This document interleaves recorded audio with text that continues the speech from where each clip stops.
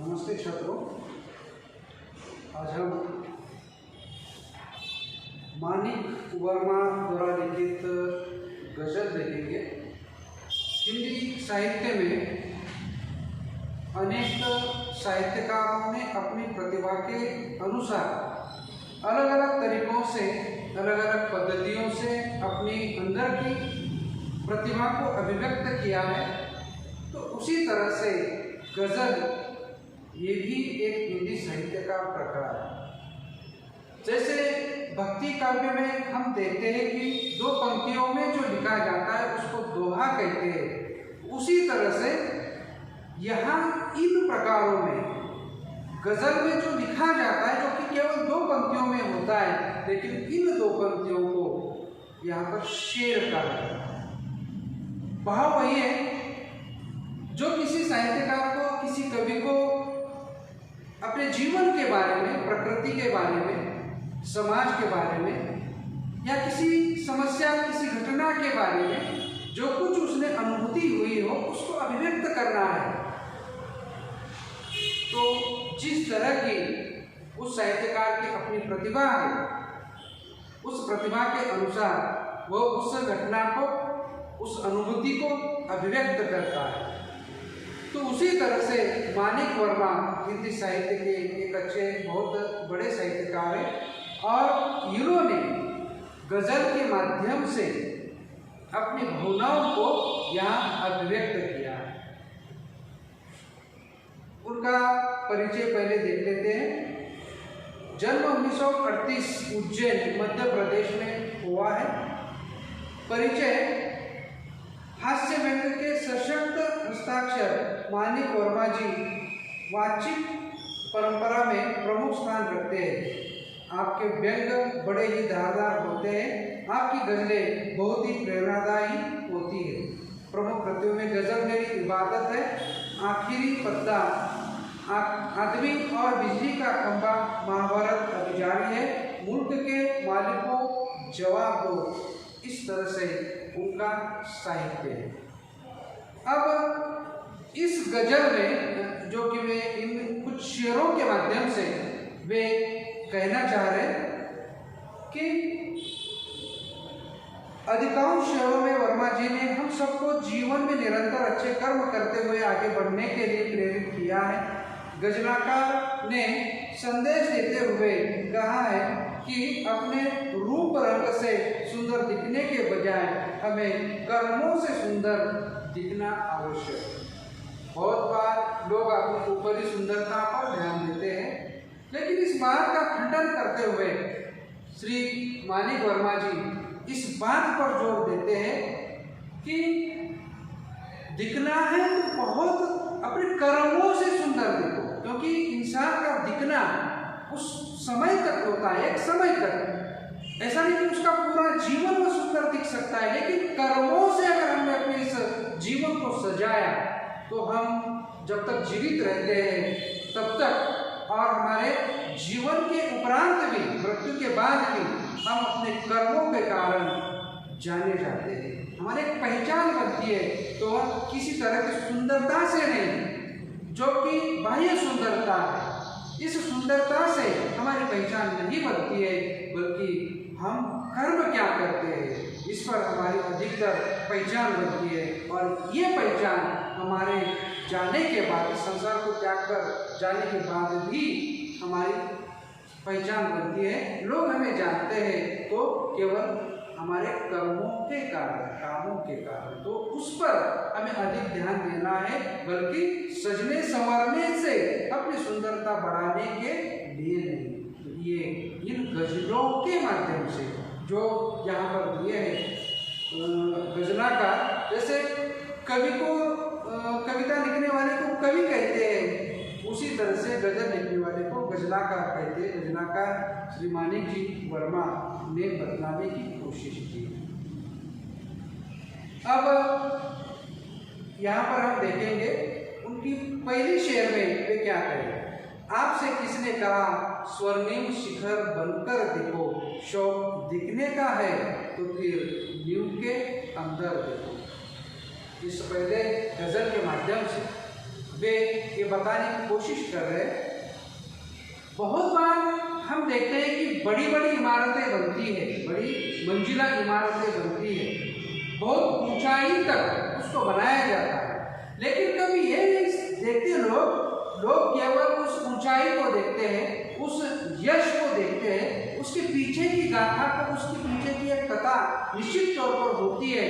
कोई अगर सफल होता है तो उसकी सफलता को देखा जाता है, उसका गौरव किया जाता है, लेकिन उस सफलता के पीछे भी कुछ अपने उसके बहुत सारे कष्ट होते हैं, उसने बहुत सारे काम किए होते हैं। कोई बिल्डिंग हमें दिखाई देती है, उसका स्वर्णिम का मतलब शून्य जैसा सुनहरी शिखर दिखाई देता है जो चमकता है, लेकिन इस चमक के पीछे किसी का अपना एक बलिदान होता है। जो कोई नींव में जा चुका है, जमीन के अंदर जा चुका है, तो उसका जो एक बुनियाद है, जमीन के अंदर जाकर उस शिखर को निर्माण करने के पीछे वो जो एक कष्ट होते हैं, एक समय में उसने जो अपने जीवन में अनेक संघर्ष किए हैं, अनेक समस्याओं का सामना किया है, उनको हम कभी जानने की कोशिश नहीं करते। लोगों को दिखाई देता है तो बस सफलता दिखाई देती है, लेकिन उस सफलता के पीछे जो उसकी एक कहानी है, उस कहानी को भी जानना बहुत जरूरी होता है। तो ये पहले शेर के माध्यम से उन्होंने कहा है। वे कह रहे हैं, एक संदेश है इसमें। वे कहते हैं, आपसे किसने कहा स्वर्णिम शिखर बंद करो? ये जरूरी नहीं है कि केवल स्वर्णिम शिखर ही दिखो या हमारा लक्ष्य कोई इस तरह से ऊंचा हो, ये जरूरी नहीं है। वह जीवन में एक कोशिश होनी चाहिए। हमें सफलता मिले ना मिले ये आवश्यक नहीं है, लेकिन कोशिश करनी चाहिए, और कोशिश करने के बाद हम अपनी ईमानदारी के साथ जहाँ तक पहुँचते हैं वह आवश्यक होता है। बहुत बार हम समाज में देखते हैं कि कुछ लोग कम कोशिश करके आगे बढ़ जाते हैं, लेकिन उनकी कोशिश से पहले भी किसी ने कोशिश की है, किसी ने प्रयास किए, किसी ने उनको आगे बढ़ने के लिए प्रेरित किया हुआ है। कुछ लोगों को जीवन में अनायास सब कुछ हासिल होता है, मिलता है, तो उनका जीवन जो होता है वह हमारे जीवन से एक आसान सा बन जाता है, तो वे शायद जल्दी पहुंच जाते हैं। तो जमीन से उठकर एक स्वर्णिम शिखर बनाना ये बहुत मुश्किल भी होता है, और जो इंसान इस तरह से सफलताओं को प्राप्त करता है, बहुत बार हम कहते हैं शून्य से विश्व का निर्माण करना, और ऐसे इंसान जो होते हैं तो उनके उस सफलता के पीछे बहुत कुछ कहानियां होती है। तो सफलता सारे लोग देखते हैं, लेकिन उसके पीछे जो नींव है, तो यहाँ वही संदेश देते हैं, आपसे किसने कहा कि स्वर्णिम शिखर बनकर दिखो? शौक दिखने का है, अगर ख्वाहिश ही है, आपकी इच्छाएं हैं, दिखना ही है, आपको लोगों के सामने आना ही है, तो फिर नींव के अंदर दिखो, तो आप नींव भी बन सकते हैं। और इसका उदाहरण अगर हम देखें तो देखिए, हम बहुत सारे ऐसे पेड़ होते हैं जिनके हम फल खाते हैं, आम का फल हम खाते हैं, लेकिन वह आम हमने नहीं लगाया है, हमारे किसी पूर्वजों ने लगाया है, और शायद उन्होंने लगाया और वे इस दुनिया को छोड़कर चले गए, उन्होंने नहीं भी खाया हो, लेकिन उस आम को जब वो बड़ा होता है, जब फल रखते हैं, तो कोई और खाता है। तो नींव में जो है, जो काम है, जो काम कार्य है, बहुत सारे लोग आजकल हम देखते हैं पेड़ लगाओ, ये कहते हैं पेड़ लगाते हैं, पेड़ लगाना अलग बात है, पेड़ को बड़ा करना अलग बात है, उसके लिए कष्ट करते हैं। ऐसे लोग कई समाज में, और इसका फल किसे प्राप्त होगा? आने वाली पीढ़ी को प्राप्त होगा। तो वे क्या कर रहे हैं? वे शिखर की ओर नहीं देख रहे, नींव में जाकर जो पाया है, जो ढांचा है, उसको मजबूत बनाने के लिए वे कोशिश कर रहे, वे काम कर रहे। वही संदेशा यहाँ पर गजलाकार मानिक वर्मा जी देने की कोशिश कर रहे हैं कि कौन कहता है, आपको किसी ने कहा कि स्वर्णिम शिखर बनकर दिखो? दिखना ही है, लक्ष्य काम करना है, एक आत्मिक संतोष समाधान को प्राप्त करना है, तो एक अच्छा सा काम करो, बुनियादी काम करो, जिस पर जो ढांचा बनेगा वो बहुत अच्छी तरह से बनेगा। और ये बात यहाँ पर वे समझाते हैं कि कर्म कार्य अच्छे हो। तो ये पहले गजल में उन्होंने एक संदेश दिया है। दूसरे शेर में वे कहते हैं, इस शेर को पढ़ते हैं, चल पड़ी तो गर्द बनकर आसमानों पर लिखो, और अगर बैठो कहीं तो मील का पत्थर दे। बहुत बार हम देखते हैं हर चीज का अपना एक मूल्य होता है, हर चीज का अपना एक महत्व होता है। धूल है, धूल का कोई महत्व नहीं है ऐसा लगता है, लेकिन उस धूल का भी लोग एक तरह से उसको भी उस अंदाज से देखें। जब वो जमीन पर होती है तब उसको कोई महत्व नहीं होता, उसको कोई उस अंदाज से भी नहीं देखता, लेकिन वही धूल जब उगती है आसमान में जाती है, आंधी और तूफान के समय हम देखते हैं जब बहुत तेज हवा के झोंके निर्माण होते और फिर ये धूल उठती है जमीन से, और जब उठती है और ऊपर जाती है तो लोगों के मन में एक है निर्माण। जो धूल जिसका कोई महत्व नहीं, कोई मूल्य नहीं, वह अगर जमीन पर पड़ी है तब, लेकिन उसी धूल को अगर हवा के झोंकों ने अगर उठा दिया और वह आसमान में चली गई तो उसका भी एक काम है, उससे भी लोग डरते हैं, वह भी एक विध्वंस कर सकती है और लोगों के मन में भय निर्माण कर सकती है। तो धूल जहाँ है उससे उसका मूल्य महत्व बढ़ जाता है। जमीन पर है तो उसका कोई मूल्य नहीं, लेकिन वो उठ जाती है तो फिर उसका महत्व बढ़ जाता है।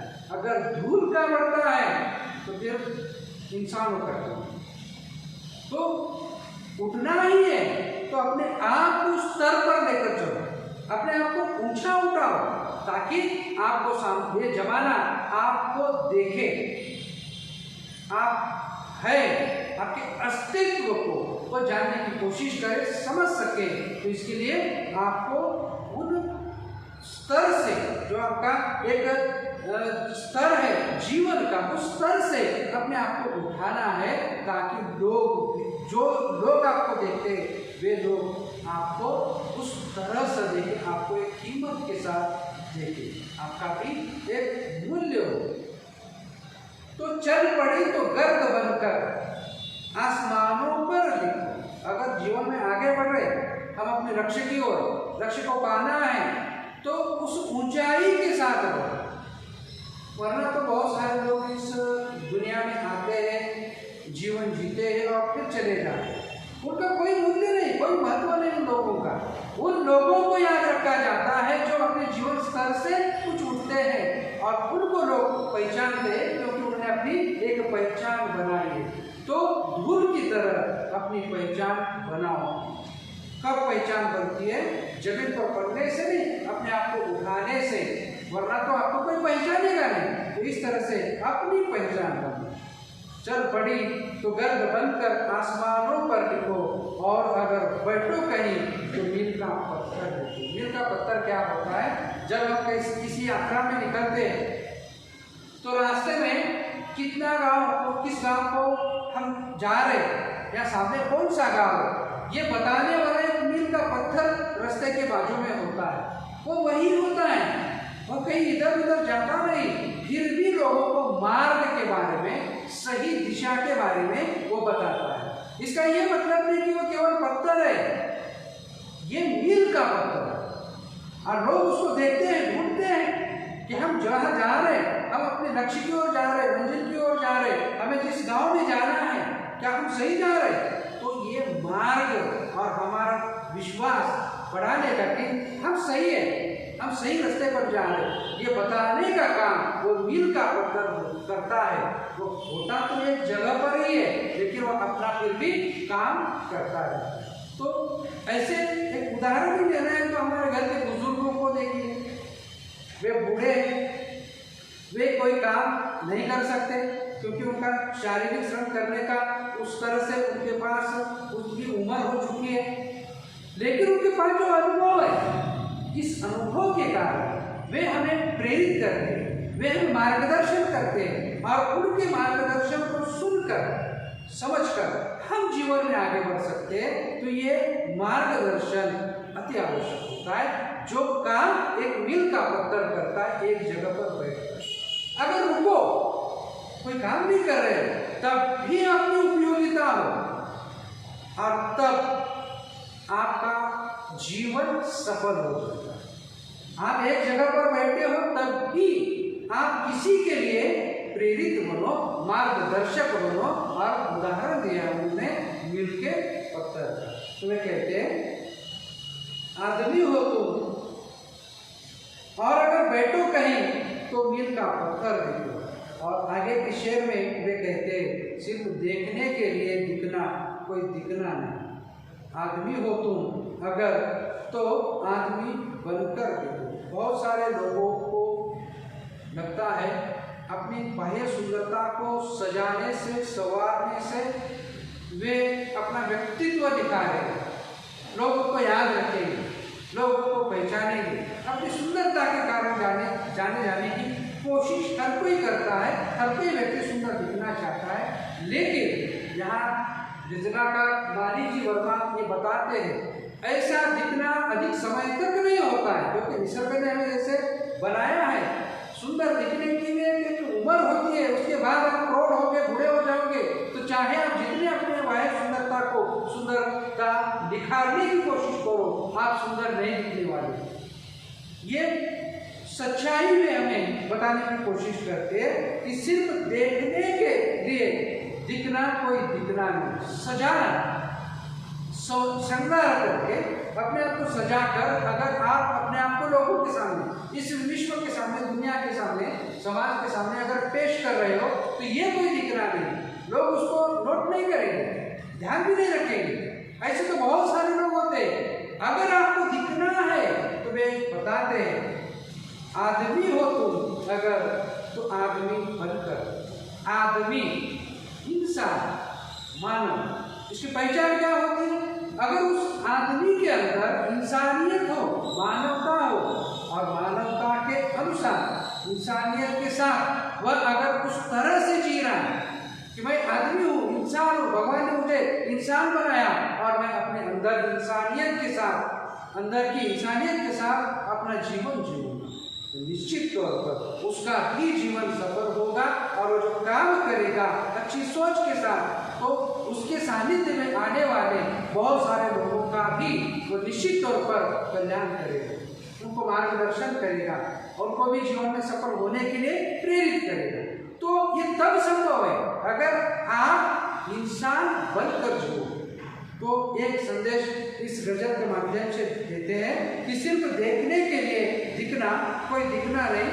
आदमी हो तुम अगर तो आदमी बनकर दो। ईश्वर ने तुम्हें आदमी बनाया तो फिर तुम आदमी ही बनकर जियो और आदमी के जैसे, इंसान के जैसे कर्म करो ताकि लोग तुम्हें पहचान सके, इंसान के एक अच्छे इंसान को। आगे चौथे शेर में वे कहते जिंदगी की शक्ल जिसमें टूट कर बिखरे नहीं, पत्थरों के शहर में वो आईना बन कर दो।